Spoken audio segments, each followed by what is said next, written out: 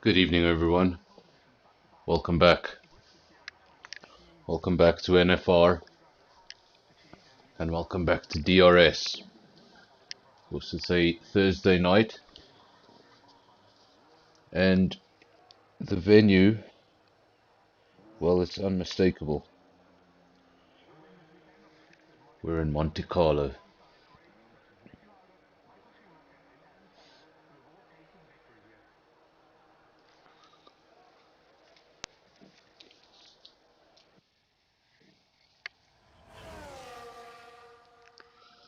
Of course, this track needs no introduction. It's been on the F1 calendar even before F1 was an official championship. Of course, it was there in 1950 when F1 became an official championship, but it was there before that already. Formula One was not a championship as you know it today, but there were already drivers going around from country to country in Europe, calling them Grand Prix races. And some of those races happened right here in Monte Carlo, as well as Belgium, Monza, all of those tracks outdating F1 themselves. This is Quirbis, early days in Q1. Of course, I think what a lot of the drivers are going to do, simply do an outlap and then retire. The reason for that is obviously in Q1 we lose the 5 slowest drivers. We don't have a full lobby, so we're not going to lose anyone. So I think we might see a lot of drivers retire early on in this session, and we'll probably go straight into Q2.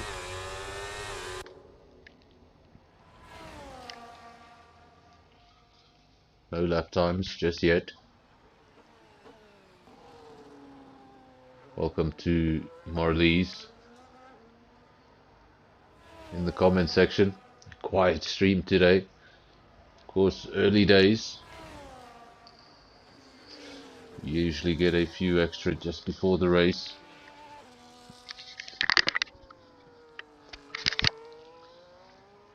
And you will go around for a quick lap. Thought some of the guys would retire. Curvis did retire from the session, so he's not going to even take part in Q1.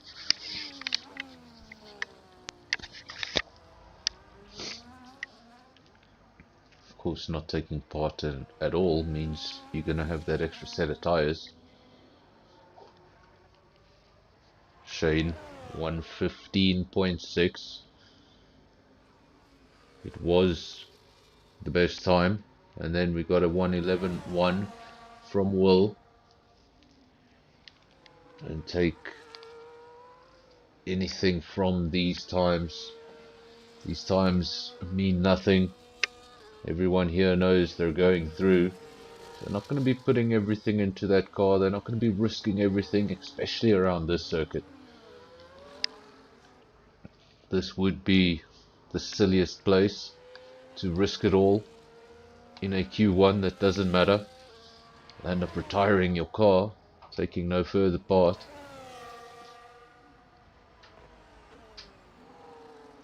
Of course, this is probably the last racetrack you want to start at the rear of the field.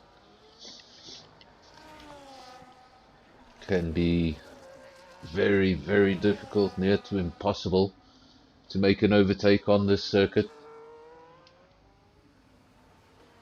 Go from one Ferrari to the next, and Lebby, well, he's lost the front wing. And that's what I mean, he's actually lucky to get away with that. He just lost the front wing, and that's all it was, because if he had hit the wall a little bit harder, lost the wheel, just like that, Lebby's going to not take any further part in qualifying. Of course, if he had simply come around, gone into the pits, he would have still qualified for Q2, but with that terminal damage, he will not take part in Q2 or Q3, and therefore will start at the rear of the field.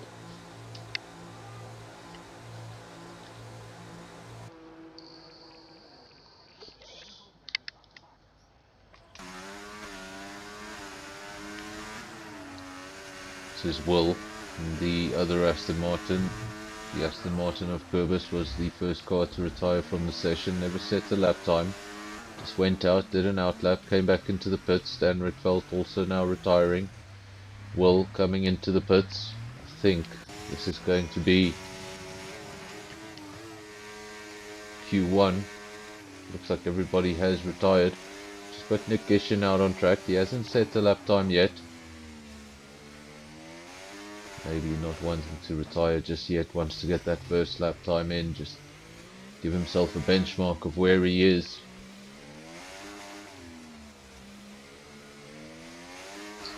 He has gone purple in sector, what's that, sector 1. Purple in sector 1. This is where a lot of drivers actually pick up invalidated laps. If you see penalties on the Monaco circuit and you think, where are they cutting these corners? Well, a lot of it happens in that chicane, just after the tunnel.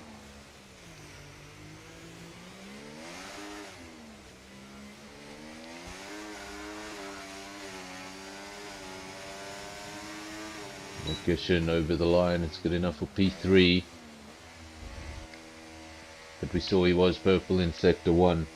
So I wonder how much of that was sandbagging, how much of that was pushing to the end. I don't think we've seen everything from the Williams driver.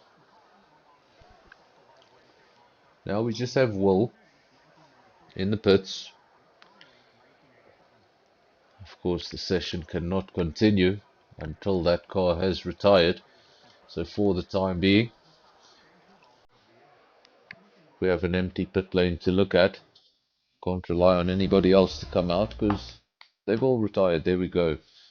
So don't think you should read too much into these times, but the order is Kev P1, then Will P2, followed by Nick Gishin, Zero to Cool, Wezo, J-Boy, Panda, Rota, Dan Ritfeldt, Shane, and then Quibus and Levy.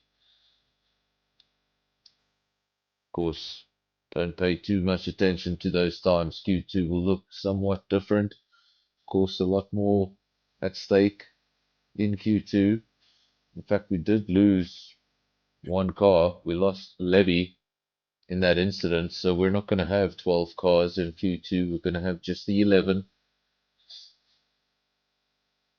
That means just one driver will be eliminated. Everyone else will be going through to Q3. Of course, in Monaco, there's always the risk of that retirement. There's not a lot of places to go off the circuit, not a lot of, there's a few escape roads, no runoff.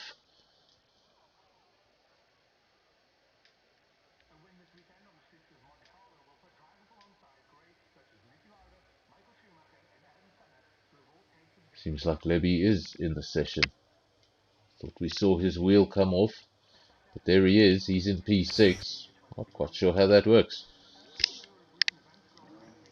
Thought if he had retired with a broken car, he wouldn't be able to take part in Q2, but that Ferrari's been put back together, and he will indeed be able to set a lap, because there he is in the pits.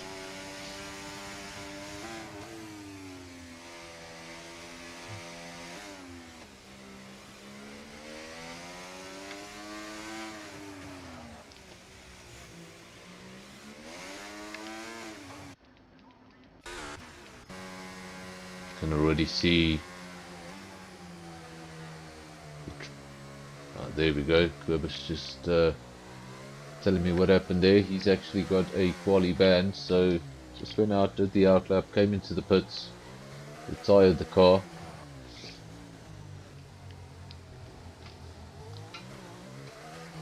The only advantage to starting in last here in Monaco is that if there is havoc at the front, you may have the space to avoid it,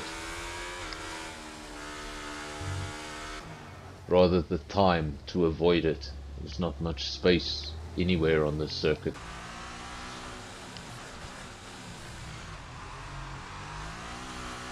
Don't expect a lot of overtakes. This over here is the only DRS zone we're looking at it. This is the main straight, and it's not even a straight, as you can see. So a pretty ineffective DRS zone, and then it's followed by a very narrow, twisty, slow circuit. Something that does not allude to overtaking, at least in a modern F1 car.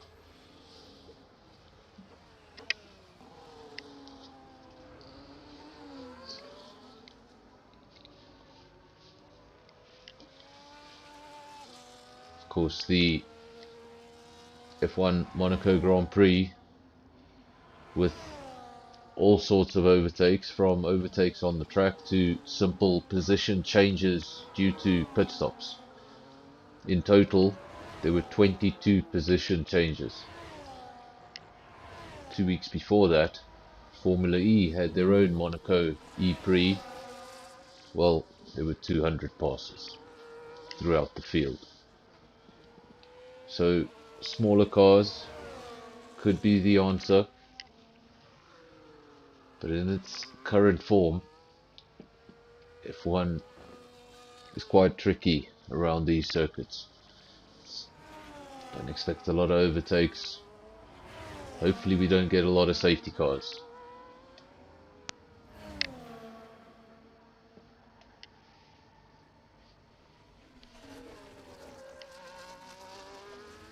Of course, this circuit has the lowest amount of finishes that I've ever personally seen in a Grand Prix, and that was in 1996. There were just enough drivers to make up a podium. Eventually 4 drivers finished the race. Driver in P4 was a lap behind. Just 4 from a field of 22, I believe it was at the time. With 3 cars down by lap 2.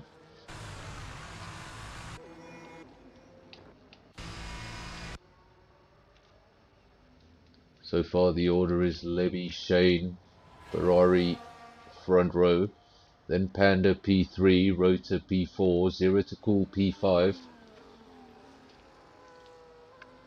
Wezo, Dan Redfeld, Kev, Will. You start to see retirements. That's just drivers that are obviously confident in their time, confident that they will be going through. Remember, 12 cars in the session.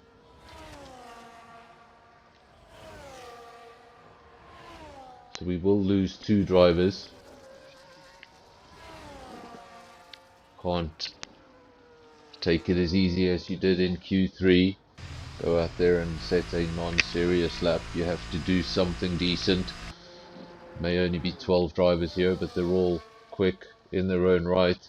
If you don't put down a respectable lap time, you're going to find yourself out of position.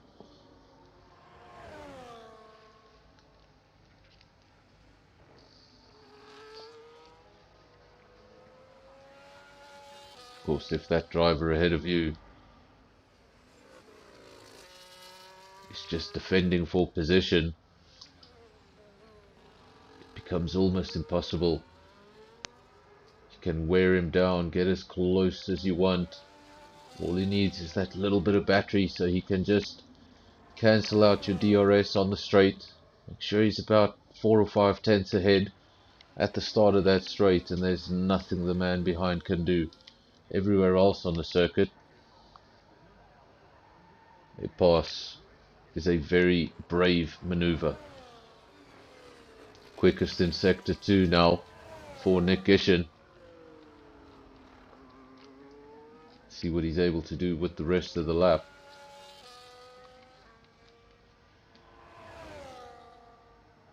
Good enough for P4 to 110.3. Don't expect these drivers to be showing their best right now. There's only one driver in the 109s, and it's a 109.9. I expect a lot more 109s by the time this is over.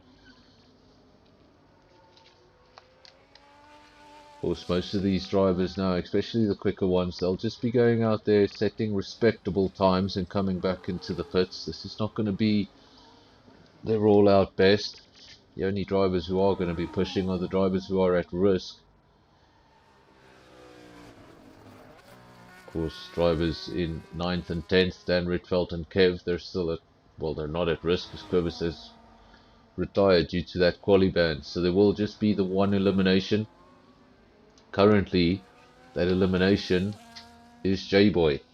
He has not set a lap time. Here he is, looking to set that first lap time of the evening, get himself out of P12 and a potential elimination. He wants to go through to Q3 and give himself the best opportunity to start as high up the field as possible.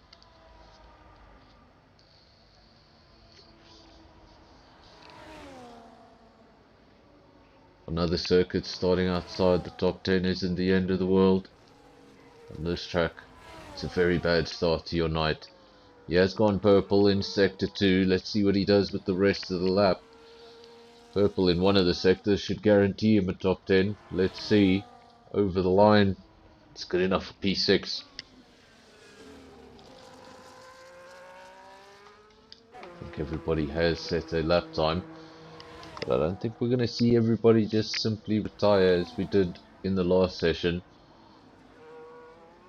We have one driver currently being eliminated. He's out on track. That is Kev. And he's gone up into P2.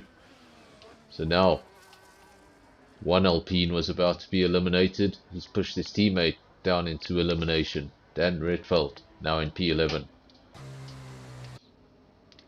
Kev on his way back to the pits. A lot of drivers have already retired. Shane, Nickish and Rota, Zero to Cool. Obviously Quibus with the quali ban. We're looking at J-Boy. Currently P7, 110.7. Should be safe. Drivers at risk, definitely Wezo 11.0, Will 11.1, and then Dan Ritfeld sitting in the pits for now, but he needs to come out and look for something better. Otherwise he will be starting from outside the top 10.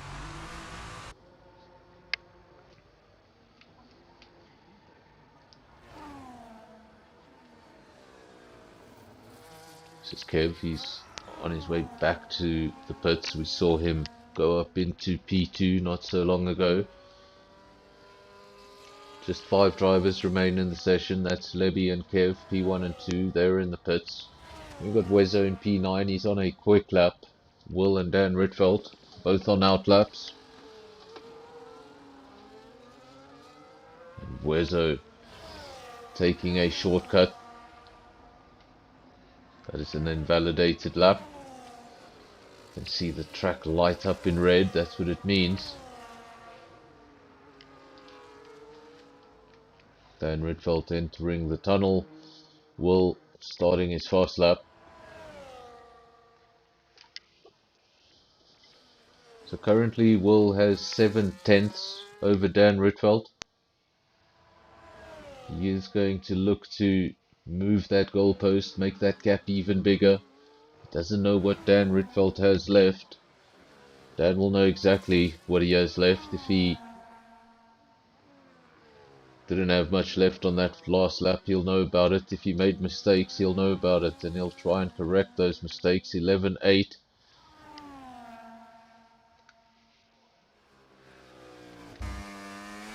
Wherever he messed up on the last lap, if there was a squirm on acceleration, if there was just a missed braking point, whatever it was, he'll know exactly what it was, and he'll be focusing everything on that corner, getting it right.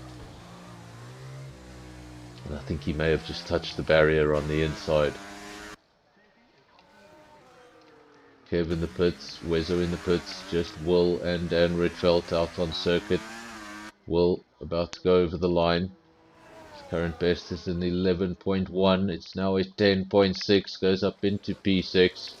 And now Wezo, the man at risk. 11.0. He's on his way into the pits. Is he? No, he's not. Dan Ritfeld, P11. I think we saw him touch the wall. You can see his battery is fully charged, so he's not pushing. I think he definitely touched the wall, and hopefully he doesn't have damage. He's able to just go around again. Still time in the session. Looks like that's what he's doing.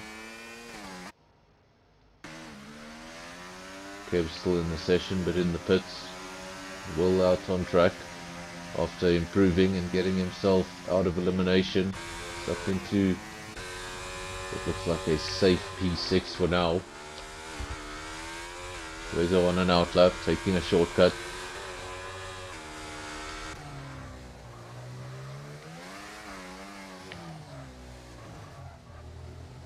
And this is Dan Rietveld, leaving it late in Q2, finding a purple time in Sector 1. And what does he have left? It was in P11, I didn't see the purple coming.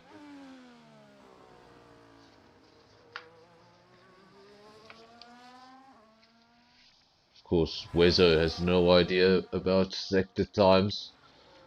But if he knew Dan Rietveld just went purple in Sector 1, he would be alarmed because he's in P10.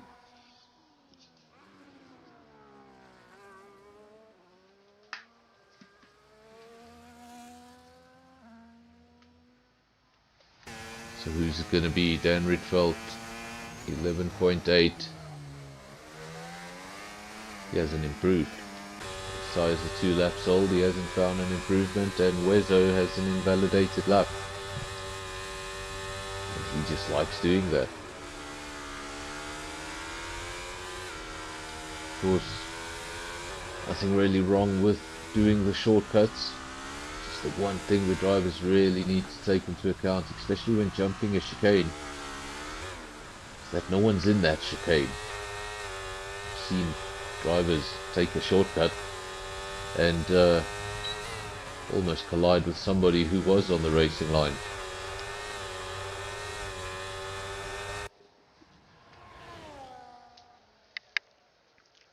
Just these two are on track. Dan Rietveld on a red lap, that's invalidated, so that's not for a time. Wezo 11.0. I think he is safe. Don't know if Dan Rietveld's going to be able to. I don't think he's got anything left. He's into the pits. So Dan Rietveld and Quibus, they will take no further part. Those are the two cars eliminated. And you have your top 10. Of course, now we just have to wait for Wezo to either retire or go into the pits. There we go. Clock is counted down to 0, so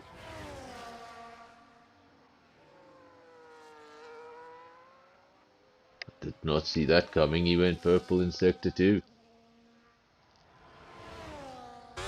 How late is late? He didn't go into P1, we didn't see the position, but big improvement up to P7. And now, who was the man eliminated? Gonna have to wait for those official results. There are your official results. Levy, quickest man in the session, then Kev P2, Panda P3, then the second Ferrari in P4, Nick Gishin, first to the two Williams, P5, Will P6, Wezo P7, followed by Rota, J-Boy and Zero to Cool. Dan Rietveld P11. He has been eliminated, and of course Quibus, no lap time from him.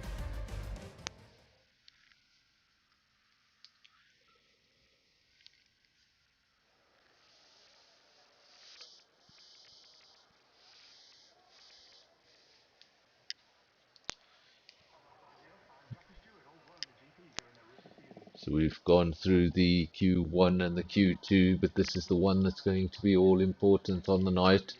This is going to be the one that sets the order, of course, of the top 10, sets your grid, decides who's going to be on pole.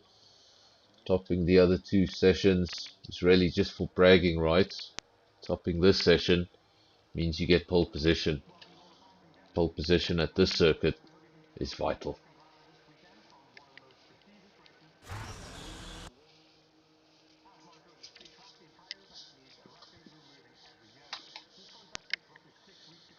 course, on any other circuit, getting pole position in no way guarantees you a victory.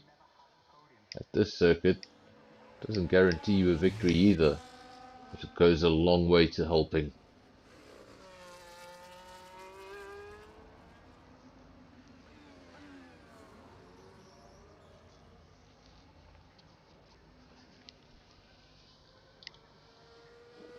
And all of a sudden you can see everybody taking things a lot more seriously.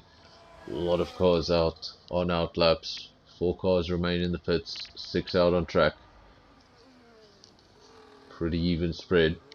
Remember, just 12 minutes in Q3. As we go through the sessions, they get shorter and shorter.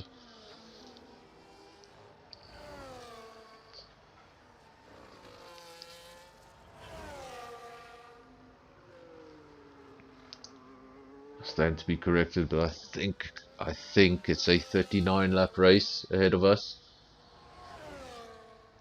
Of course, the shortest race circuit on the calendar. In fact, it's so short it breaks F1's own rules.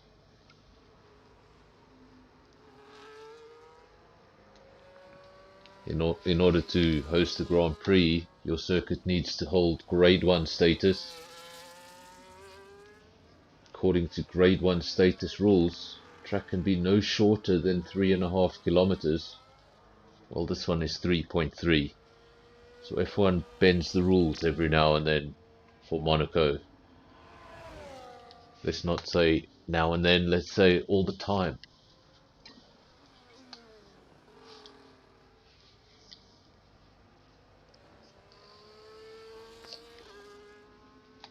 Of course, if this were any other track in the world that held these characteristics of a race circuit, it would have been off the calendar a long time ago.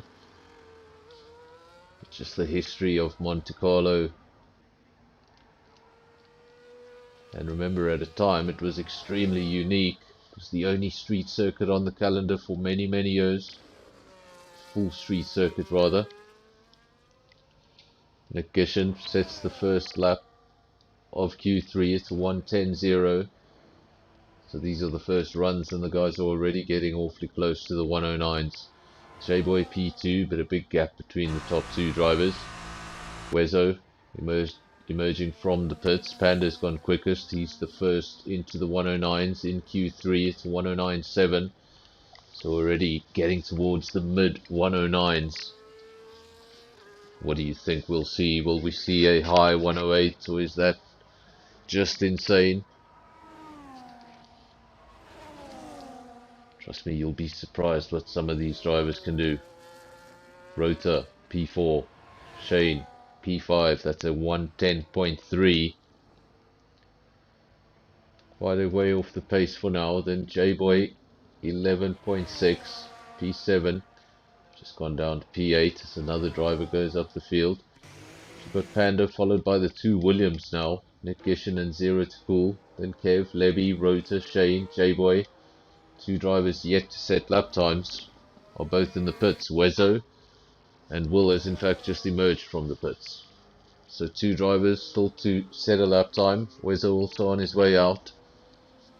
Caution in sectors 2 and 3. Of course, in qualifying, that's usually somebody just going slowly, or somewhere up the road, somebody's getting out of the way of a faster car. Just triggers that yellow flag. It's usually not anything too serious in qualifying. In the race, it could spell very bad news.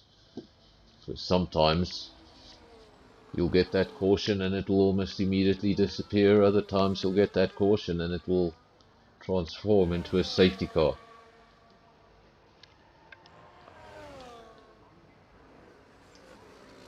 Of course, on this circuit, the hard tyre can do a full race distance.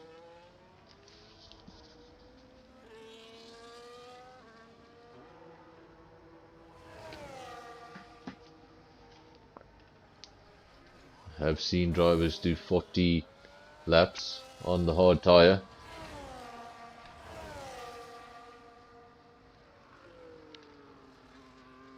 Of course, you do have to pit, but I think in the case that whatever tyre, if you were to start on one of the softer tyres, the soft or the medium, and you had some sort of incident early on in the race and you had to pit, well, you could go on to that hard almost at any stage in the race and go on to finish. Of course, we'll have to wait until the start of the race to see who's going to start on what tyre. Of course, if you decide to start with the hard tyre, then you're committing to that long run from the start of the race. If they go with the softer compound, well, you see, this track is unique in that way. If you go with the softer compound, it's because you're looking for that extra grip early on in the race, looking to make some overtakes, looking to make some extra positions. But on this circuit, would that really work out for you? Evening, Panda. Currently in P1 in the pits and in the comment section. 109.7. Just one driver in the 109 so far.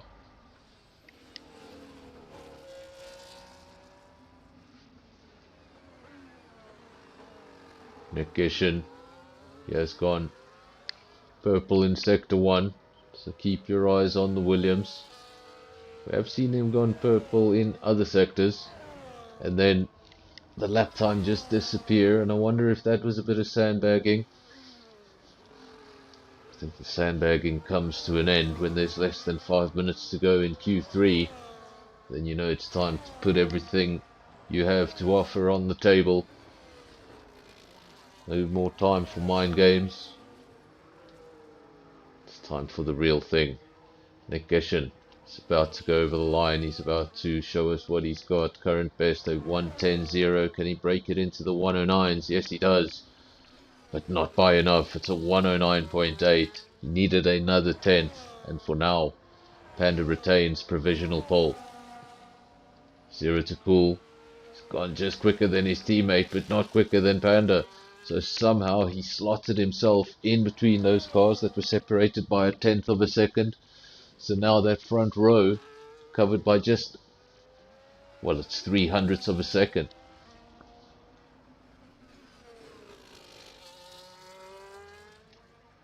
One tenth of a second covers your top three. That's a Haas and a pair of Williams. And now Shane out of nowhere, 109.4. He hasn't been at the top of the timesheets in any of the sessions. He has now gone quickest, 109.4. Panda 109.7. Then we've got 0 to cool, 109.7. Nick Gishin 109.8. Kev 109.8. These times in the top 5, absolutely insane.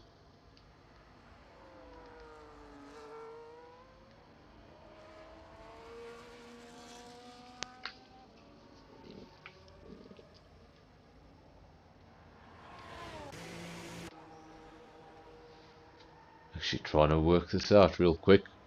From P2 down to P6.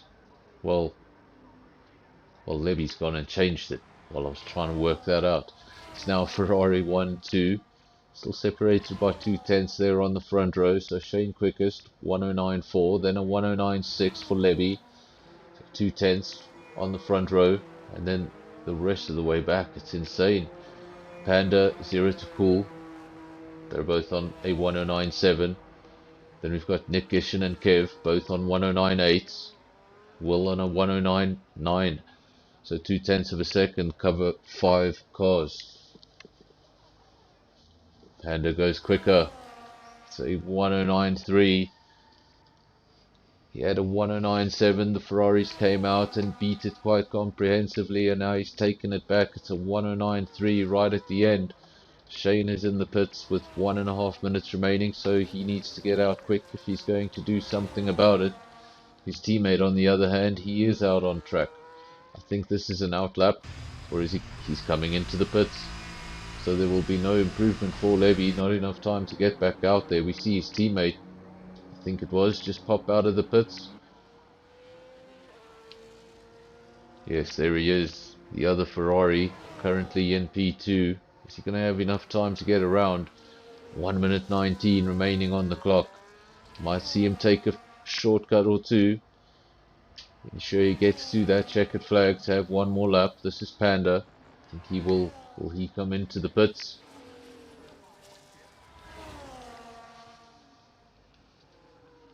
Or he's just charging up to have one more run. I think that's what he's doing, charging up one more run.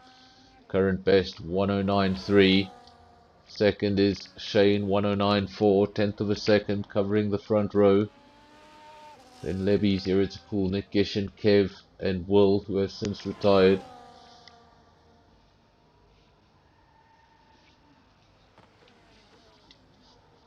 Shane taking a shortcut, and that's actually made him come right up on the back of a Salba. Could have landed up impeding him. He's pretty lucky to get away with it. This Panda, he's entering the tunnel on what will be his final lap, I presume. He is discharging that battery, so it is definitely a push lap. Shane gets around with 7 seconds remaining when he gets to the start finish line, so he will be able to have one more run. I was going to say Panda will be the first of those two drivers to go over the line, but as you can see, that track map is lit up in red.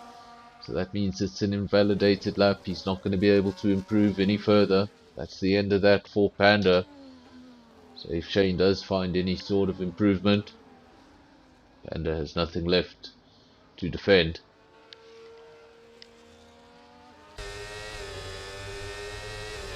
One Ferrari in the pits, accepting P3. The other Ferrari still out on track, looking for an improvement.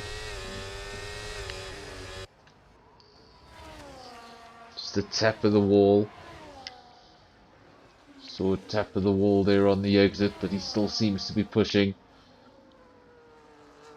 If we see him come into the pits, it's because there's no improvement. If he stays out there, it's because there's a possible improvement.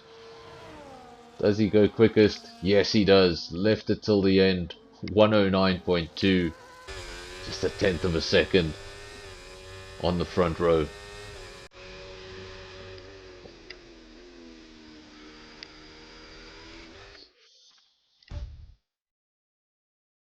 So there is your official order for Q3 for the top 10. They're going to line up in this order: Shane P1, Panda P2, then Zero to Cool and Levy on the second row, Nick Gishin and Kev P5 and 6, Will and Rota 7 and 8, and then J-Boy and Wezo making up the top 10.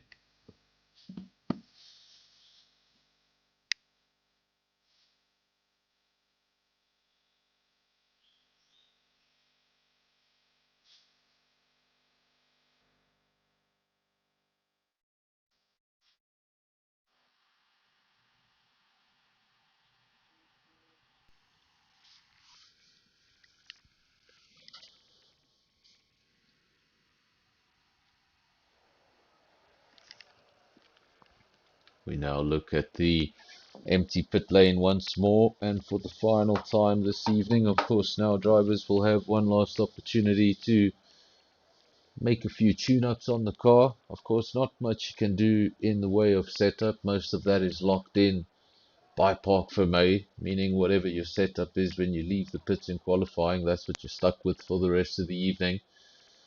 There are a few minor things you can still change, and then the rest really comes down to strategy. Drivers are now making the decision of what tire they're going to start on. Are they going to underfuel in anticipation of a safety car? Do you roll the dice or do you play it safe?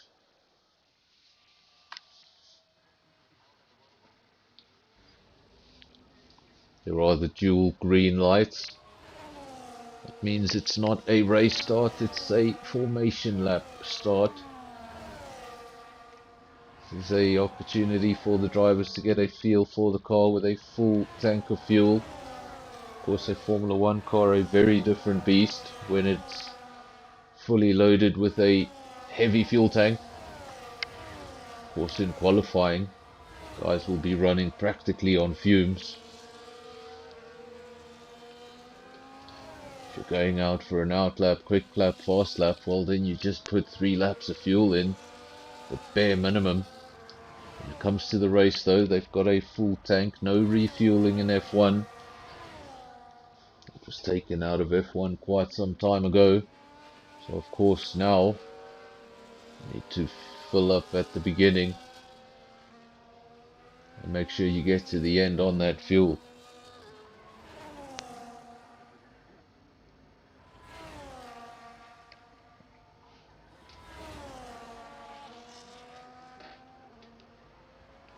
Of course, these guys run it so close that sometimes after the victory lap, so you'll go over the start finish line and then you'll have the one more lap on the way back to the pits.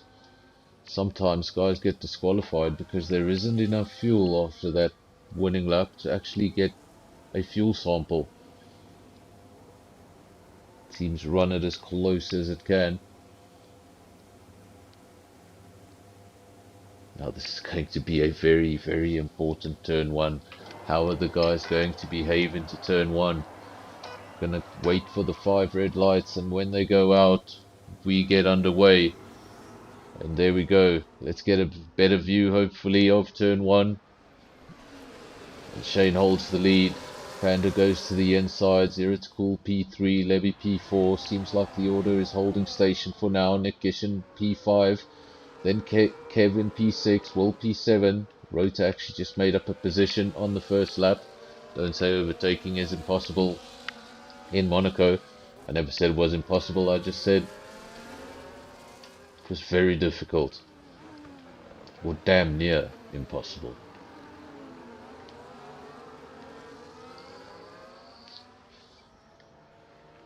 Wezo P10, J-Boy P11. And Quibus at the rear of the field. Remember, he had a quali ban. He's got a long race ahead of him.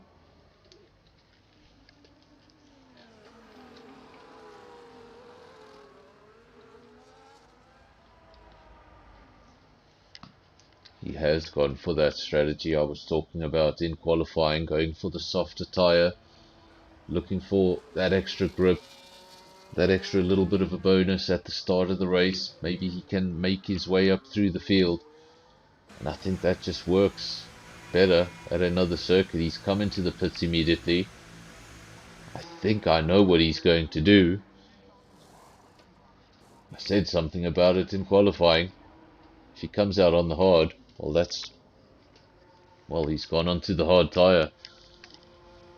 I wonder if he meant to start on the hard tyre, or if that was just one lap, get rid of the soft and then finish on the hard. Can do 40 laps around here. I've personally done 40 laps around here on a single set of hard tyres in a practice session, so it is possible. On the other side of the timing sheets, on the other side of the order, Shane leads the way from Panda. And look at the gap in the early stages. And it's not only a gap between P1 and 2, it's a gap between P2 and 3. Look at that.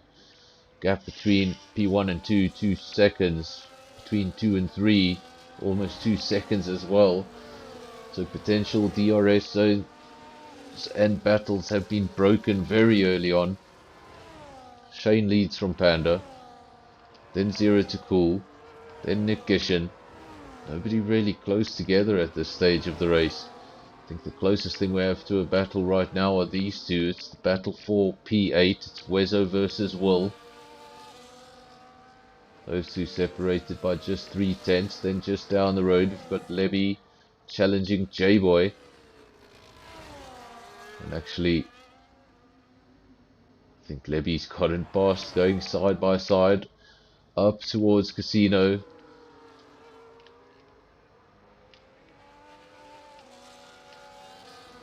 Dan Ridfeld, he's also made a pit stop early on. Few drivers have made this pit stop early on. Levy, Quibus, Dan Ridfeld. A lot of drivers jumping in, getting on the hard tyre, and then probably thinking, I can finish this race on this tyre, and if a safety car were to come out, well then I can simply come in, put on a set of softs and go to the end. If nothing else happens and it's a straightforward race, well then I'm going to the end on these tyres.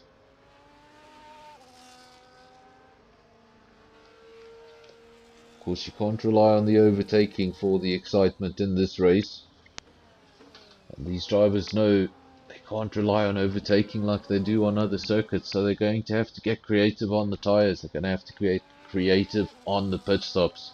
Do something interesting, roll the dice, hope for the best.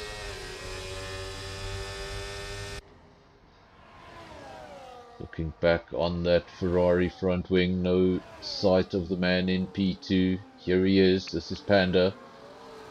0 to cool, a further 1.7 seconds behind. Then Nick Gishin. I think those two Williams have actually switched position. I think Nick Gishin was in P3. Then Kev, P5. Rota chasing him for that P5. One of the only battles we have on the race circuit. Field already very spread out in the early stages. It's only lap 5 of 39.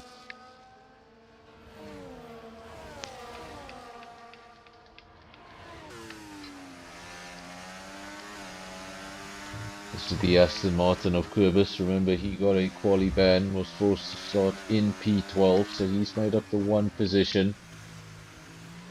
Of course, he has also made a pit stop, put on a set of hards. If all goes well, he's not going to be pitting again in this race. Got a 3.3 second gap to the car up the road, Levy. Levy has also made a pit stop. And the interesting thing is, for the guys out front, for the likes of Shane, for the likes of Panda, Zero to Cool, Nick Gishin, Kev, those top 5, they all started on the medium and they have not followed the trend of coming in, putting on the hard tyre. They're sticking to their initial strategy. And when those medium runners do eventually come in, we'll see which one was the right call.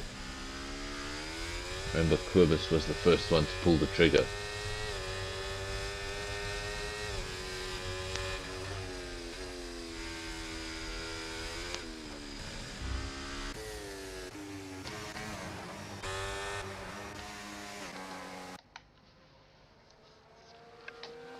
Got an Alpine in a battle with a Williams.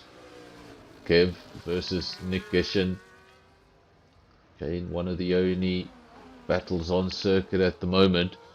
Just have 2 battles within DRS. That's one battle for P5, another battle for P7. But out front, things looking pretty clear. As I say that, Zero to Cool, he's been secretly reeling in Panda. Either he's been reeling in Panda or Panda made some sort of a mistake. That gap's closed now to just half a second. We've got a caution flashing on the screen. It's disappeared for now. Nothing to worry about. But now you're going to start to see what I meant by the overtakes being so difficult. And that is a big incident. It looked for a second that Zero to Cool had hit the wall, but that may have been an internet issue, because he clearly did not hit the wall. There's no damage to that Williams, but we have lost the car. Rota becomes the first retirement,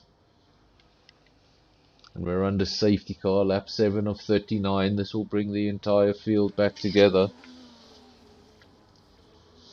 And what this effectively does is, if you made that pit stop, if you came in early on, put that hard tyre onto the car, I'm almost certain the medium runners are going to have to come in. If they don't come in, everyone who jumped in for the hard tyre has already got a free pit stop at this early stage. See a penalty on our screens. I just want to get a confirmation of what that penalty is. Worst case scenario, Kurbis got a 10-second penalty So it was very early pit stop to get onto the hards to finish the race. Probably wasn't looking to pick up a 10-second penalty. Of course, that can be served in his next pit stop. And if he does not make another pit stop, it will be added on to his race time. We said it was going to become an interesting scenario because the top 5 were going with a different strategy. Well, this safety car has cancelled out everything I just said. Everyone now will surely go into the pits, put on a set of hard tyres and be looking to finish the race on that set of tyres if we have no further interruptions. But this is Monaco and no further interruptions seems unlikely.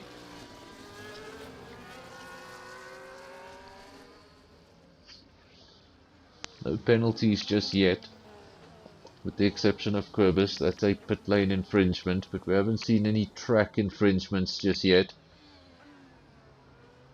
There's not a lot of places on this circuit for you to be cutting corners.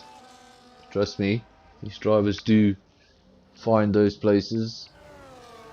A lot of times it's at the chicane, just trying to make that chicane as straight as you possibly can. You turn in too aggressively onto that inside curb, just land up invalidating the whole thing. That chicane used to be a lot more scary in the early 90s because it was framed by Armco barrier.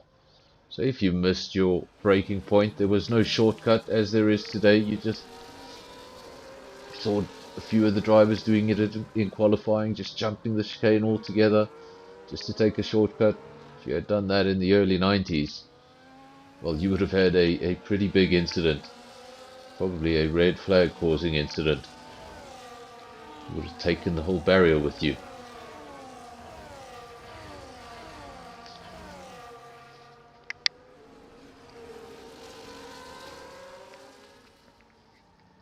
Of course, stoppages in races back then were not as common as they are today. Now we stop for just about anything. Back then they would do everything they could to keep going.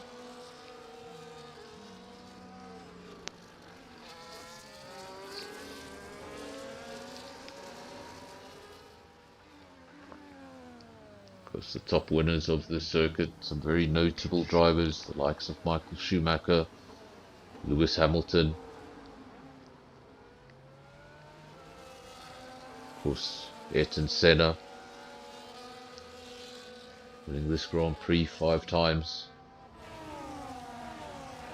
And then of course, King of Monaco and the only man to ever win the Triple Crown,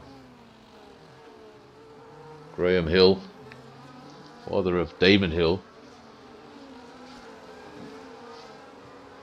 One of only 2 Formula 1 world champions to have won the title after their father.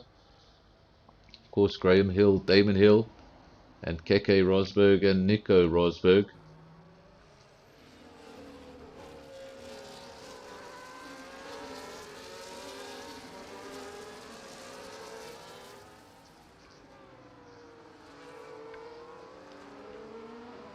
Finally get our restart. It's going to be Nick Gishin leading the way from Kev. He's leaving it very, very late, isn't he? There he goes. Leaves it late. So frustrating if you're at the back of that queue or in the middle of that queue when the lead driver backs you up like that onto the main straight. Of course, no overtaking till the main straight. Everybody snaking around trying to keep their front wing behind their opponent. And we have seen on occasion 2, 3 and even 4 cars picking up drive-through penalties at the same time as that safety car comes to an end. But luckily no penalties this time round. It's Nick Gishin from Kev, and interestingly enough, those 2 cars going with something completely different. They've stayed out on track, they've held on to track position, they've got 9 lap bold mediums, while most of the rest of the, well, the rest of the field really, P2 down to P7, they've all pit for hards, and I assume they're looking to go at least to the next breakage in the race or to the end of the race. Nick Gishin and Kev, 9-lap-old mediums, now starting to come under pressure from Shane on a fresh set of softs. It's not going to be easy to catch here in Monte Carlo, but once you get there, what do? Can't rely on DRS like you do on other circuits. Just the one DRS zone, and it's probably the most useless of DRS zones on the entire F1 calendar. Dan Rietveld has left the session. A second DNF. We have a caution. Hopefully it stays as a caution. Doesn't trigger anything else. I don't see any evidence of a safety car on the track, so should be back underway. Dan Rietveld out of the race. Luckily no issues for anyone else that I can see on circuit. We have had several problems when people leave the lobby suddenly, get other competitors ghosting out of the race or being kicked out of the lobby. Doesn't appear to be the case this time around. Don't see any ghost cars. Just going through the field real quick. Even Levy at the back, 30 seconds behind, thought maybe he was ghosting, but he is indeed in control of that car. Nick Gishin from Kev, Shane P3. Very different strategies for all of these drivers. And in the beginning of the race we saw the field spread apart. Now we're actually seeing the field compress, because remember, the two drivers ahead are going to have a tyre disadvantage.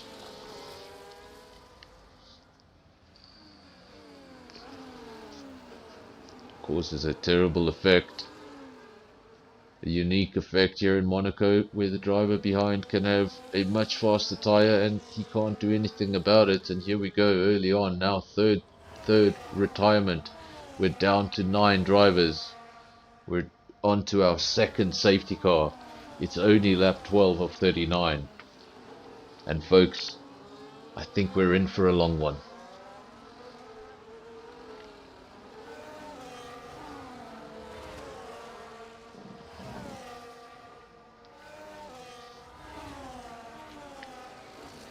I'll be back in just a minute. I'll let you enjoy the sights and sounds of a safety car lap. I'll be back in just a minute.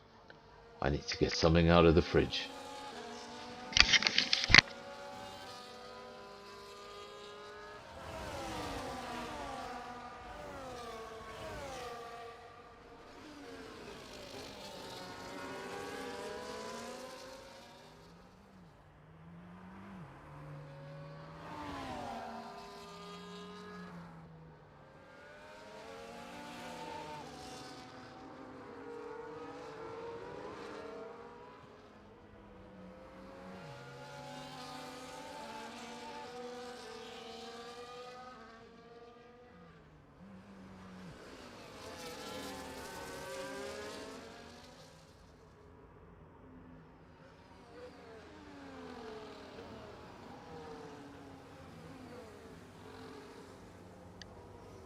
We're back. Sorry, I had to drink something, otherwise my voice was about to go. It's a little bit too early on in the race for my voice to go. Unless you'd like to watch the rest of the race in silence. It's now lap 13 of 39. We had one safety car, and now this is the second safety car. Interestingly enough, Nick Gishin and Kev on the medium tyre. They've chosen to stay out yet again. They were the only two under the first safety car not to make a pit stop for hards. Thought they'd definitely come in on the second safety car. They have chosen not to do so. If they had to do so now, they would come out at the rear of the field, because that entire field has compressed. So they're going to stay out, hold on to track position yet again.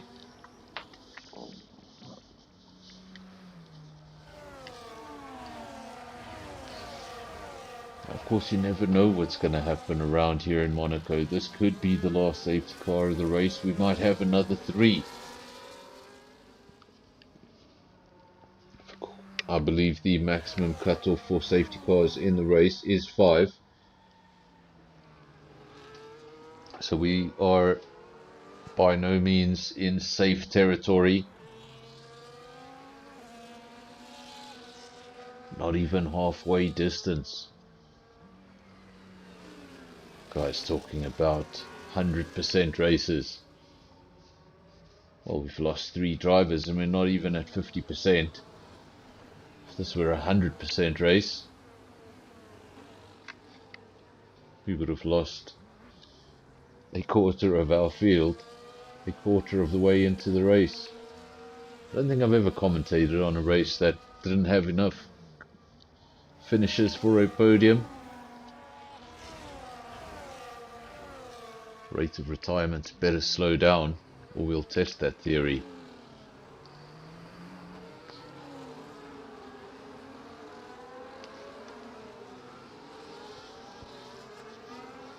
Of course, the year I mentioned in qualifying, 1996, just 4 cars finishing the race. Michael Schumacher famously took his first pole position in that race for Ferrari. First pole position for Ferrari, and went on to crash on the formation lap. So all the excitement around that first pole position didn't go very far. We now get our second restart of the race. Nick Gishin will lead the way. Very different looking restart this time round. Cars haven't been backed up. Nick Gishin gets the jump on the field. 1.2 seconds back to Kev in P2. Then we've got Shane close behind in P3. He would have been hoping to have made up some positions by now, but that safety car would have put a pause on those hopes. Had to simply follow the Williams, follow the Alpines slowly around the circuit. He would have probably been surprised to see the medium runners not coming into the pits. How much longer do they stay out? And are they expecting another safety car? Thing is, now the field keeps on being brought together by the safety car, so this entire field is spread by less than 10 seconds. So if you're at the front now and you were to pit, well, it's simple, you're coming out at the rear of the field. Big benefit went to Levy. Remember, he was 35 seconds adrift from the rest of the field. He's now at the back of the queue. So he's got every opportunity to still come back into this race. DRS enabled. Not that it's a very useful DRS. Shane just getting the car sideways on the exit. If he was falling asleep in any way, shape or form, that would have woken him up. Just a slide at the back. Sometimes you enjoy a bit of a slide on your car, depending on the race circuit. I assure you, you don't want your car sliding around Monaco. This is where you want your car to be as stable as it can be. This is where you use all the downforce available in your setup. Wezo has now left the session. Hopefully we don't see any issues.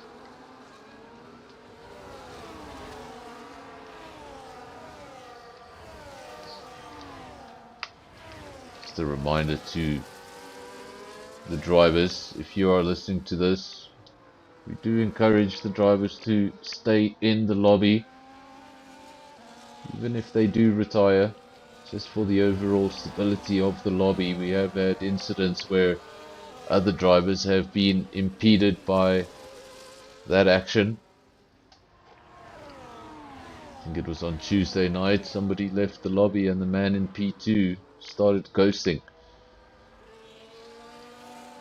And before he could get back in the car, the AI had retired itself. So of course, if possible, stay in the lobby after a retirement. It just helps out everybody else on the racetrack. You wouldn't want to be in the lead of a race that you lose because somebody decided to leave. You can imagine the frustration on the other side of the timesheets. Levy at the rear of the field. We said he was far behind, but now he's at the back of the queue.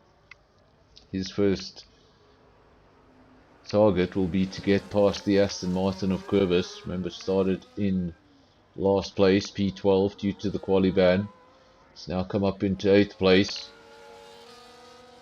Of course, 3 cars have retired. Wezo, Dan Ritfeld and Rota, so just 9 cars remain. Everyone will pick up points for finishing this race. So good points available. Nikishin out front, then Kev P2. Those cars relatively close.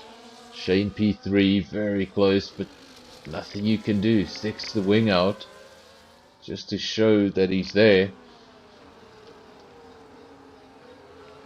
But Kev needs no reminder. He'll know he's there. Just needs to make that car as wide as possible. Keep it in the middle of the racetrack.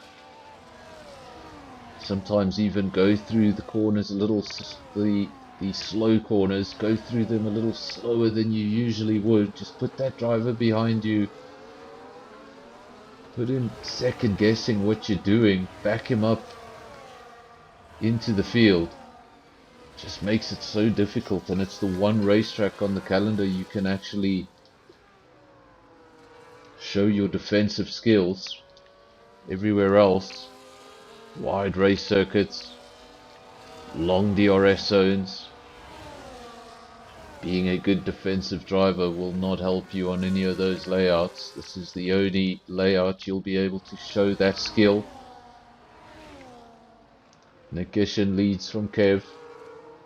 Those cars still on the medium tyre they started the race on. Then we've got Shane in P3. He's on a set of hards. He's made a pit stop. Panda in P4. Same strategy as the car ahead.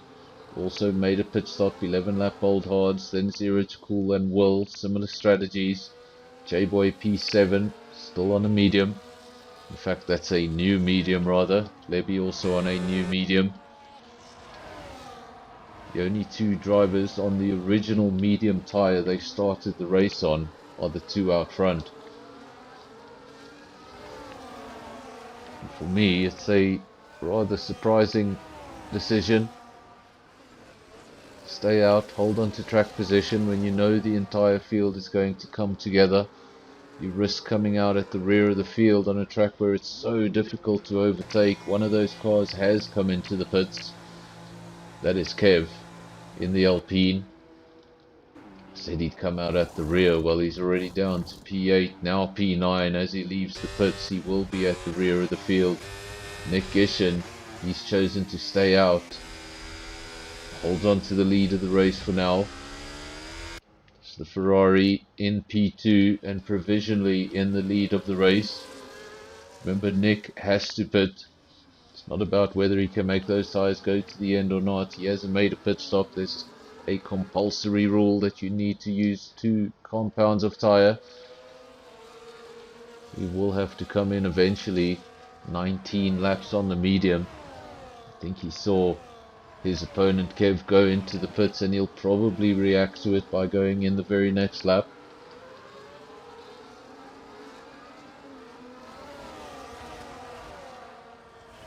It's really just a little bit stuck. Safety car works out for some. It catches some others out.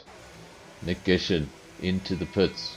We saw Kev fall to the rear of the field not so long ago. Now it's going to be the turn of Nick Gishin, and Shane can finally get some clean air. He's been stuck behind those 2 for quite some time, and if they were going pretty slow because those mediums were at the end of their life, well, the Ferrari had to deal with that slow pace. Just nothing you can do around here. You can't get past Panda P2, so it's Ferrari power in 1 and 2. Then a Williams P3, Aston Martin P4.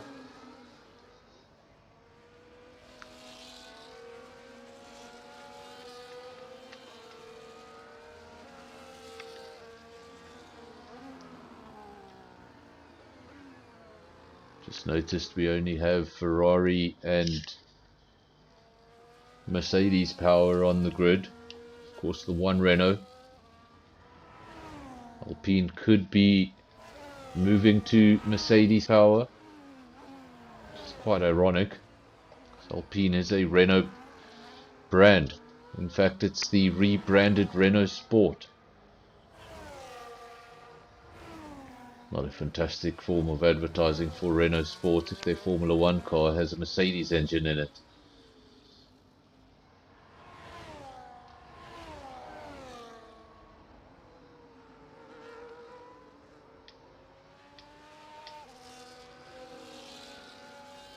Shane leads from Panda, 1.5 seconds is the gap, then 0 to Cool. He's fighting for P2, he's all over the back of that horse. But catching up in Monte Carlo and passing in Monte Carlo are two very, very different things. You've almost got to rely on a mistake from the car ahead. That car ahead just sticks to his racing line, sticks to keeping the car in the middle of the track. There's just nothing you can do, really. Got to wait for that mistake, hope for that mistake, that it turns into a traction game that you can win on the exit of the corner, or a missed braking point, or a lapse in concentration. But if you don't get some combination of those, you're just going to find yourself driving around behind your opponent frustratingly lap after lap.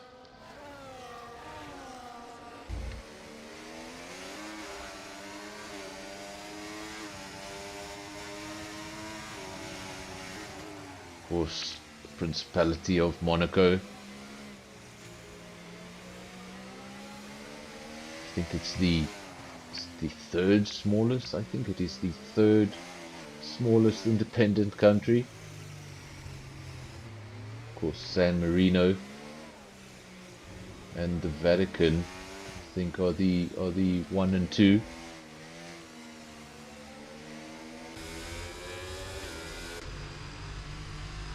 There's no border between the French and the Monegasque land, so you basically, from Lyon, you leave Lyon, and in about 10 minutes time you get to Monaco, and you can drive right through it and get back to France in the space of 15 minutes.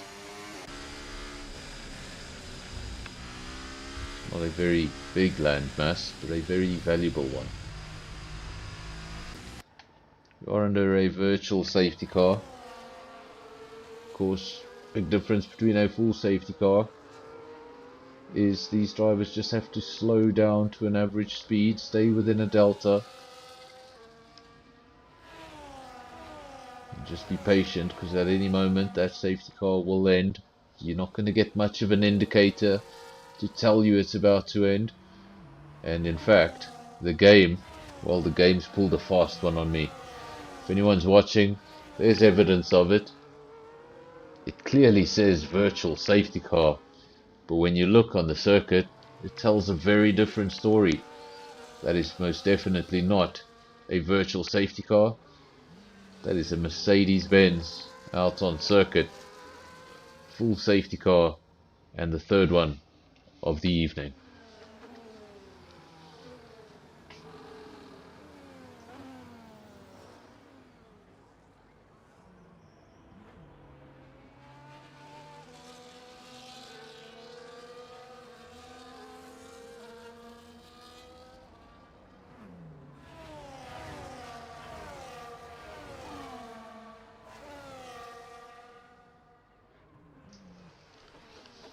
So that means we've had our fourth retirement of the evening. We're down to just 8 runners from the 12 that started, so we've lost a third of the field.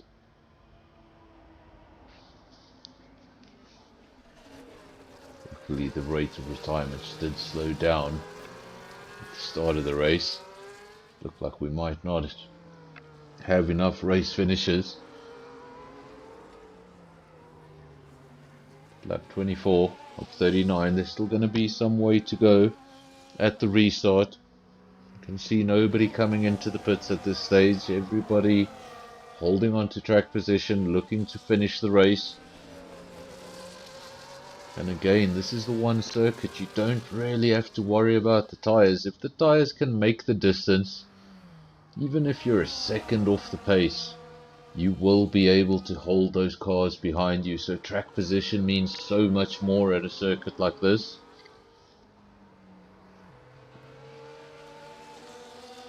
Of course, a decision like this at a circuit like Baku or Saudi or Las Vegas, any of these modern circuits, this would be a terrible choice to stay out and hold on to track position. But here in Monte Carlo, it's the one that makes sense. In any other track, you'd go into the pits, put on a soft tyre and expect to come through that field. On this track, if you go to the rear of the field with approximately 10 laps to go, your chances of seeing that podium are very, very little.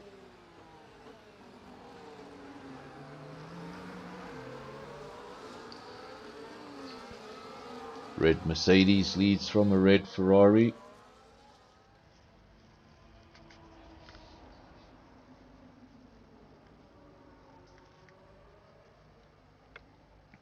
Of course, going to be a different looking Ferrari team next year. 7-time world champion joining the Ferrari team.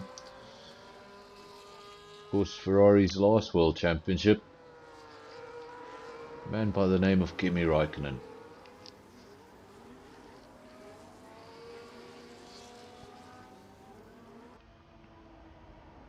Safety car flashing, that usually indicates the safety car is in, and Shane starts the third restart of the race. Shane leads the way from Panda, 9/10 of a second. Those two cars on the exact same strategy. Zero to cool in P3, also the same. Will P4. Those four cars, identical strategies, all with 19 lap bold hards. Actually, Will's got 19 laps. Shane, Panda and Zero to Cool 18 laps, so very similar strategies at least. Your next four cars, very different strategies. Kev also on a set of hards, much fresher than the cars ahead of him. Nick Gishin just 5 laps on those hards. Then Lebby in P7, we know he's quicker than that. He's out of position, 10 laps on his hards. And then J-Boy at the rear of the field. And from that angle, for a moment, looked like the Sauber was ghosting, but confirmation it is not. J-Boy is in control of that car.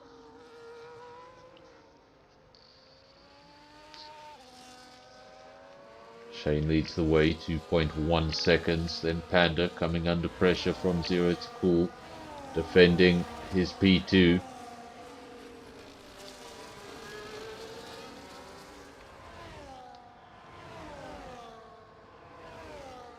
Any other race circuit, you see your opponent catching you in the mirrors. You go as quickly as you can. He continues to catch you, continues to take tenths off. Your heart sinks. You know you're not going to be able to defend once he gets there. He's just so much quicker. But in Monte Carlo, once he catches you, you can feel quite confident in defending that position. Shane not relying on any of his defense. Pulling off into the distance, 2.8 seconds is now the advantage. Panda, he'd love to have an advantage. He's only got an advantage of 0.4 of a second, got a Williams right behind him. Hoping he makes any sort of mistake so he can capitalize.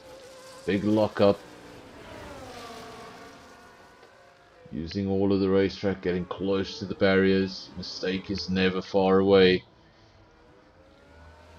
And we've got a virtual safety car, and let's hope that this time that's exactly what it is.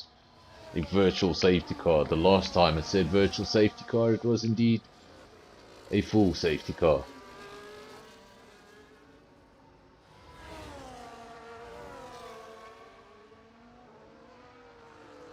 Just looking at sector 1 and the pit exit, no evidence of a safety car, so I think that's all it will be.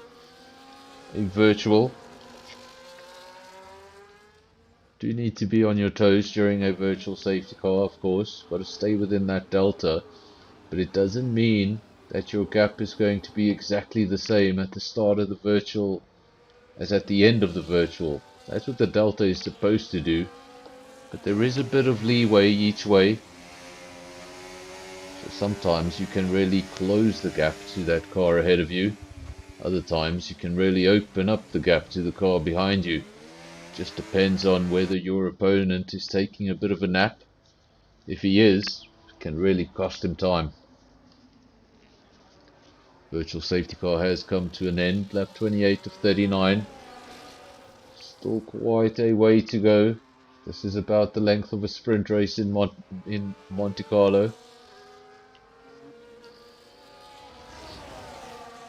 21 laps now on the hards for Shane, for Panda, for Zero to Cool. Will with the oldest hards on the circuit, 22 laps. He went in a lap earlier than his opponents. And Nick Gishin is now at the rear of the field on a brand new set of softs. Maybe looking to take the fastest lap. He's making up a lot of ground. Either he's making up a lot of ground or my timing screen is broken. It's just behind Kev now, 1.1 seconds, but Kev almost 20 seconds adrift from the rest of the field. So Nick will have a bit of a race. Him and Kev by themselves at the rear. Now a caution flashes on our screens and hopefully it disappears, and it does. Of course, we've already had 3 safety cars. I think the maximum is 5. Shane just sliding around on the hard compound. A little bit of a lock up into turn 1. Means he's definitely not letting up on the pace. Still pushing. We see the lockups, we see the little mistakes. Means the driver is on the limit.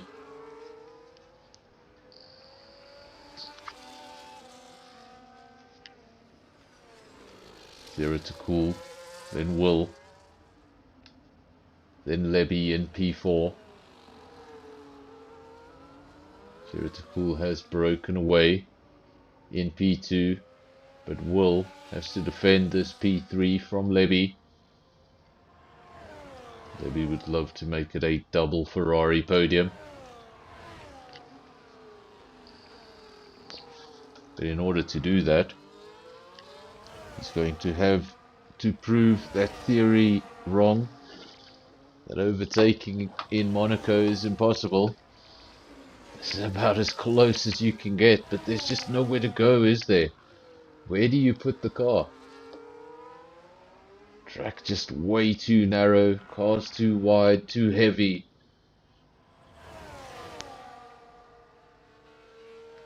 In fact, an F1 car, believe it or not, is the length of an SUV.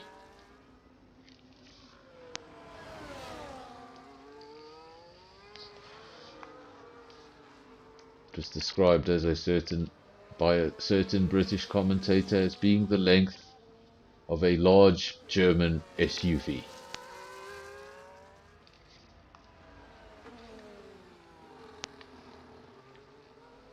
Won't realize how big they are until you stand next to one. When compared to a F1 car from the early 2000s, much bigger. In fact, in the early 2000s, F1 cars were much lighter than Indy cars, almost 200 kilograms lighter than Indy cars. Today, they're 50 kilograms heavier than Indy cars.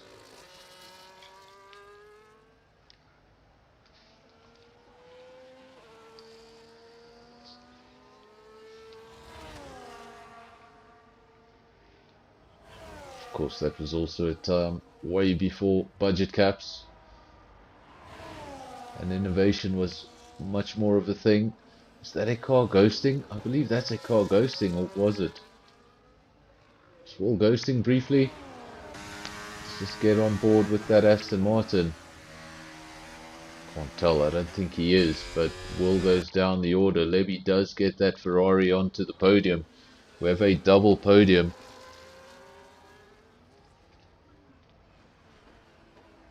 Panda down in P6.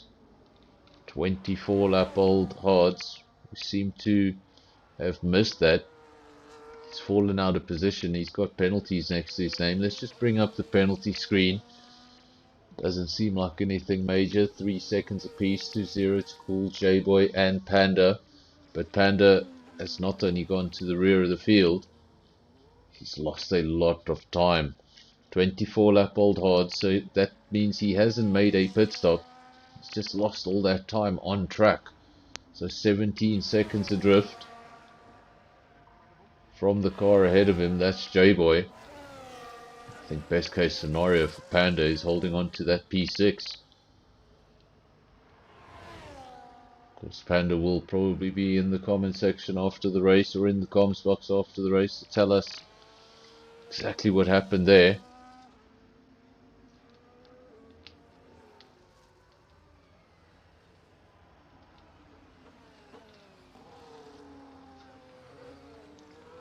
Of course, top 3 and driver of the day are invited to the comms box as always.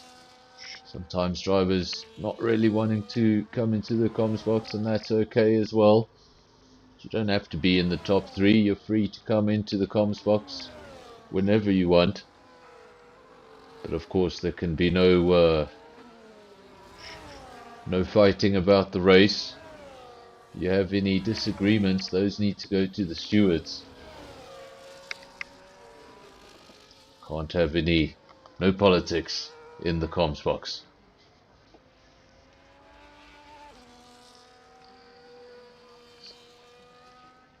Shane and 0 to Cool, 25 laps apiece, 26 laps apiece on those hard tyres. 34 of 39 laps, so 5 laps to go.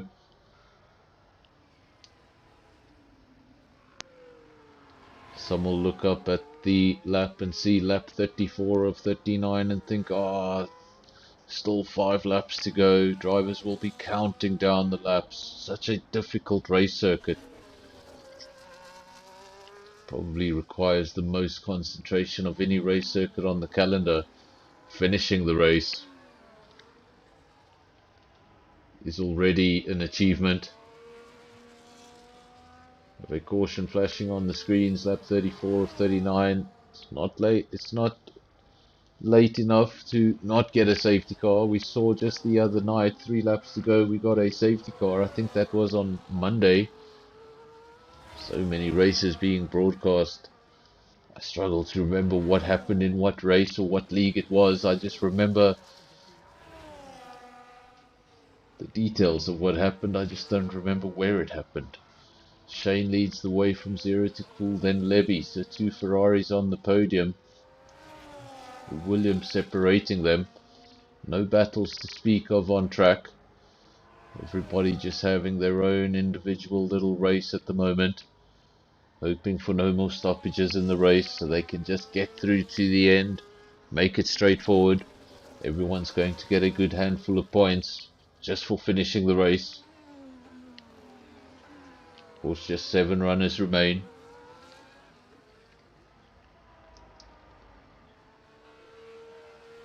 Seven runners. You'd think we started with an awfully small field. It wasn't that small. We had 12 runners at the start. We've lost 5 of them. Shane, 1.2 seconds. 0 to Cool, making up a lot of ground. Wonder if Shane just made some sort of a mistake, or if 0 to Cool is now unleashing the pace on those tyres. Shane just losing momentum. 1.3 seconds, 1.2. That explains it. That explains it. I just saw it now. Sorry for that, but well, I'm a little blind. There's confirmation of it.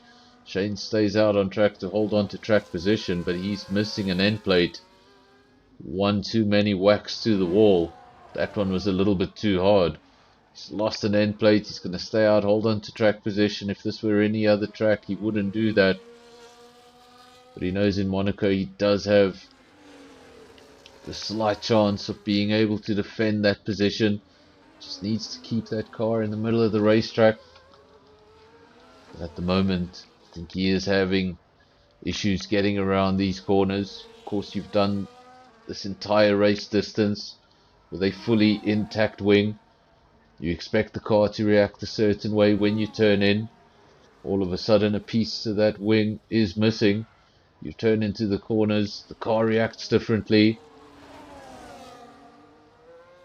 Just a few laps to go. You need to get yourself refocused. Forget about whatever caused that damage. And as I've said before, in race mode, you can only concentrate on two things. And while Shane was under pressure, he's not going to be under pressure any longer. Big mistake by Zero to Cool. Big incident on the main straight. It's not going to trigger a safety car, I don't think. Lap 37 of 39, so we're officially in that safe zone. If that had been one lap earlier, we would have had a safety car. But they're going to get just away with it. A big mistake by Zero to Cool. We missed what happened earlier on with Panda, but we definitely got what happened to Zero to Cool on camera. The Williams out of the race. It means we're going to finish with just 6 runners, and it means we somehow have a Ferrari 1-2.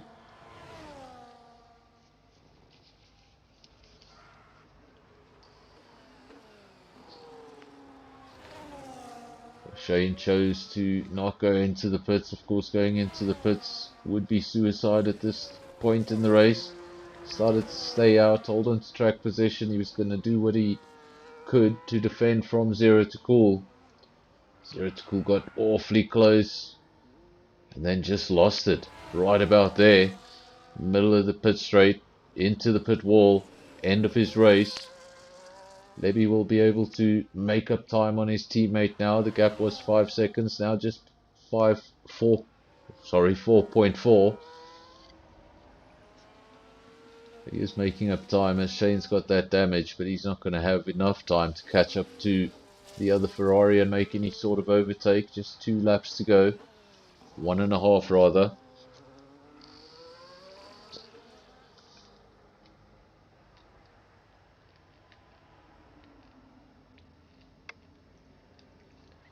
.30 laps on that hard tyre. Tyres showing their durability. He came in very early to switch tyres. He's been out there ever since. Broke a wing not so long ago, decided to stay out. We're now looking at the second Ferrari. This is a Ferrari fully intact. 3.9 seconds the gap between the teammates.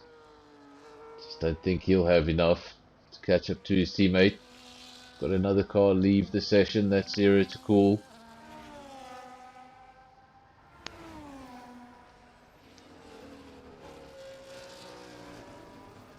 Just a reminder again to the drivers, please stay in the lobby, especially towards the end of the race like this. Imagine you were leading on the final lap and suddenly you got disconnected. You wouldn't be too pleased. Shane leads 3 seconds is the gap. Lebby P2 2.9 seconds, so continues to make up ground, but unfortunately just a third of a lap to go. So Lebby's going to run out of tarmac.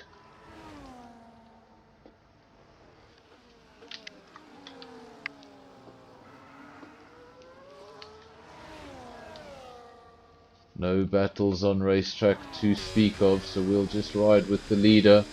Watch him go over the line for the race victory. Just needs to keep the last few corners all together. Remember, he's missing an end plate. Car's not going to feel too great right now, and that's the victory for the first Ferrari. Second Ferrari will come over the line not too long after. Then we're going to have to wait another 10 seconds for Will in P3. Good solid drive for him. Remember, a lot of retirements. But being able to finish here is quite the achievement. P4 for J-Boy. Panda doesn't appear to have damage. Gonna have to ask him what happened there. Panda in P5, then Kev. Kev has already taken the checkered flag, so I presume he was 1 lap behind. So this will be the last man over the line.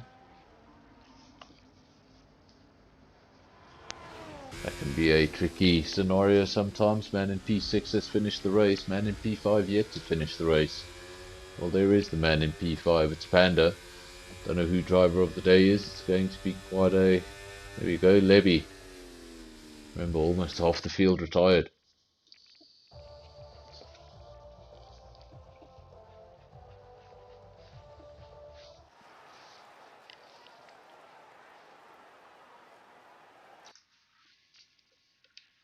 And that is quite the celebration. So there are your official results. Shane takes the victory from Levy. Scuderia Ferrari, P1, P2. Then Will makes up the podium for Aston Martin. Got J-Boy in P4, Panda P5, Kev P6, Zero to Cool P7, and then DNFs for the rest of the way. I think Zero to Cool was also a DNF, but he did qualify for the race, just 4 laps behind. Nick Gishin DNF, Quibus DNF, Wezo DNF, Dan Ritfeld DNF, and the first of the DNFs was Rota. We're now just going to give it a minute or two, see if anybody wants to join the comms. If not, we'll call it a night. I ask that you just stay with us for a minute or two, see if we can get any drivers in here.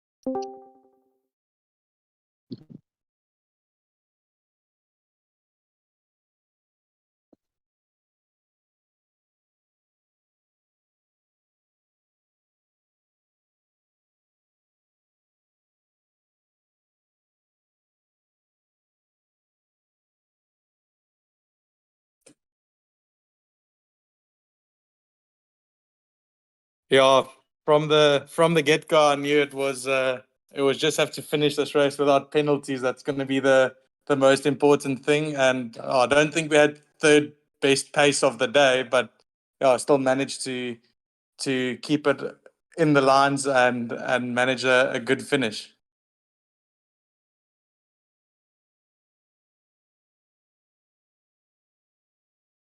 Hello. Can you guys hear me? Oh, there we go. Can the audience hear Shane? I think the audience can hear Shane. Okay, there we go. Shane, how was that? No, it was hectic. What Monaco is always hectic. What happened at the end there? See, you lost the wing. How long did you go with that broken wing? Was it just the 3 laps, or did I miss something? Did you have that for longer? Lap 29, I lost my wing. So 10 laps. Okay, I thought that I only noticed that a lot later. Yeah, I thought it was about 3 laps to go when you lost that wing. Well, that's when I noticed it. So Yeah, no, I lost it. What's his name? Zero. Zero was behind me, catching me also. I mean, the first few laps with the wing damage, I was managing it. I was like keeping the gap, and then I don't know. I think with the tires wearing and the missing downforce, I just couldn't it's keep that pace. but it's probably the one race circuit you can get away with a broken wing. Anywhere else, Yeah. Anywhere else, you would have had trouble. Yes, definitely. Fortunately, a bit of a low attendance, but can you imagine it was a field of 20? Can you imagine the havoc if we had another 8 drivers in the field? I think we lost 5 or 6 drivers by the end of that. Zero to Cool was still showing up on the order as like 4 laps behind, but he did retire. So yeah, that was the Monaco race. It could have been worse. It could have been at night. It could have been in the rain. But we didn't have to throw any of that at the race to get 6 retirements. Yeah. So yeah. No, it was always Monaco's Monaco. Shane, where are we racing tomorrow? Brazil. Last Brazil, race of the season. final race, Brazil, South America. That's JPR. And then, Will, when do we see you on track again? I will probably be next Thursday again. Next Thursday for DRS. Yes. So I'm just going to end the stream. If you're watching, thank you very much for watching. Of course, if it's your first visit, remember to subscribe or just leave a like on the video. And see you next time. Of course, we return for SKR on Sunday. No SAFRL next week. They're on a break, and DRS will return on Thursday. Till next time. Cheers. Hey, well, Flippin'.